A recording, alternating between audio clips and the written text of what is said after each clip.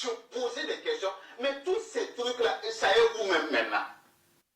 Cette vidéo est publiée sur le réseau social TikTok le 30 janvier 2026, juste après la déclaration de politique générale du chef du gouvernement burkinabé, Rémy Talba Jean-Emmanuel Ouédraogo. Une forme de communication pour contredire les propos du Premier ministre et du coup saper les efforts du gouvernement tout en démoralisant les forces combattantes. Selon le commandant de la BCLCC, la brigade centrale de lutte contre la cybercriminalité, les auteurs sont bien identifiés. Les propos sont tenus justement dans l'esprit vraiment de pouvoir saper les efforts consentis par le gouvernement afin de créer la psychose au sein de la population et pour les amener à douter de tout ce qui est implémenté par la politique du gouvernement de façon. Et là aussi, vous allez constater qu'il y a des adeptes de la chose. On voit les adeptes de la chose qui, derrière, qui montrent que ce sont les adeptes de l'ancien chef de l'État, Damiba, qui ne sont pas d'accord. Et là aussi, c'était suite aussi à l'extradition de M. Damiba au Burkina Faso. Donc, il fallait forcément faire des ripostes pour pouvoir vraiment déconstruire et amener la population à douter de la politique enclenchée par son excellence le président du Faso, le capitaine Ibrahim Traoré.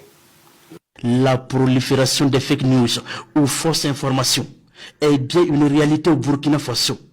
Autre démonstration de fake news, cette publication dans laquelle les propos du ministre d'État, ministre de la guerre, sont totalement transformés. Qui faisait passer les différents ministres pour pouvoir faire le bilan de l'année 2025. Et quand nous repartons sur le grand show, qui peut se trouver en ligne, hein. Si on part en ligne, on retrouve l'extrait qui est sur YouTube, sur l'entretien du ministre d'État, du ministre de la guerre, et on va se rendre compte que durant l'entretien du ministre d'État, il ne fait aucun cas de ses propos. Aucun cas. C'est juste un enregistrement de 12 minutes. Ceux qui veulent peuvent l'écouter et ils vont se rendre compte que le ministre d'État n'a pas fait allusion à ses propos lors de son entretien du grand show. Et vous constatez que c'est le même environnement qui a été utilisé justement. Donc c'est pour dire que pour faire des fake news en question, on utilise un environnement souvent réel. C'est vrai qu'il y a des moments où il génère de faux environnements. Là, rapidement, ça se détecte sans souci. Mais là, vous allez rendre compte que c'est le même environnement réel qui a été utilisé. On voit le tableau qui est juste derrière, on voit bien son visage, on voit bien les galons et tout, on voit le micro qui est là. Donc c'est l'environnement réel qui a été utilisé, mais les propos qui ont été dits ne sont pas ces propos, ce sont les propos qui ont été générés par l'intelligence artificielle pour pouvoir lier des propos qui n'ont pas eu à tenir. Sur cette table de la BCLCC, plusieurs vidéos et déclarations relevantes de fake news. C'est écrit attribué au Premier ministre burkinabé, ou encore cette autre publication avec une fausse signature du procureur du Faso.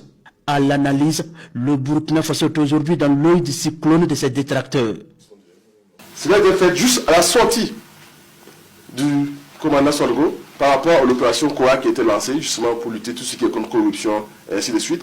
Et comme je l'ai dit, à chaque action du gouvernement, va la bonne gouvernance, chaque action du gouvernement pour pouvoir propulser le développement du Burkina Faso, ils font des réponses aussi pour pouvoir aussi contrecarrer et créer le doute dans l'esprit des Burkinabés. Si celui qui est en charge de la lutte contre la corruption, celui qui fait une déclaration au nom du COAC, et on lit une affaire de 378 millions à son père, vous voyez comment ça crée le doute dans la mentalité des Burkinabés. Donc c'est ce qui est recherché en question.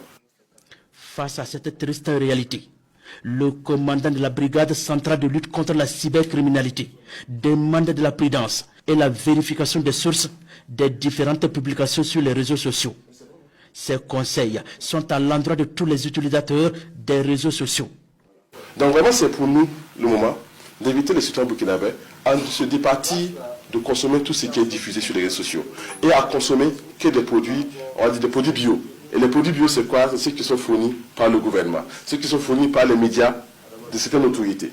Quand on consomme des informations qui viennent des sources fiables, on se portera bien dans l'esprit et on sera tous engagés pour pouvoir terminer notre conquête là, notre territoire. Vu que le taux qui nous reste est assez faible, et je pense que si on conjugue les efforts, d'ici là, rapidement, on pourra retrouver le territoire. Les auteurs de ces fake news ou toute personne qui les partage s'expose à des sanctions prévues par les textes en vigueur. Pour l'heure, la BCLCC est à la trousse des auteurs et complices de ces fausses informations destinées à induire la population en erreur.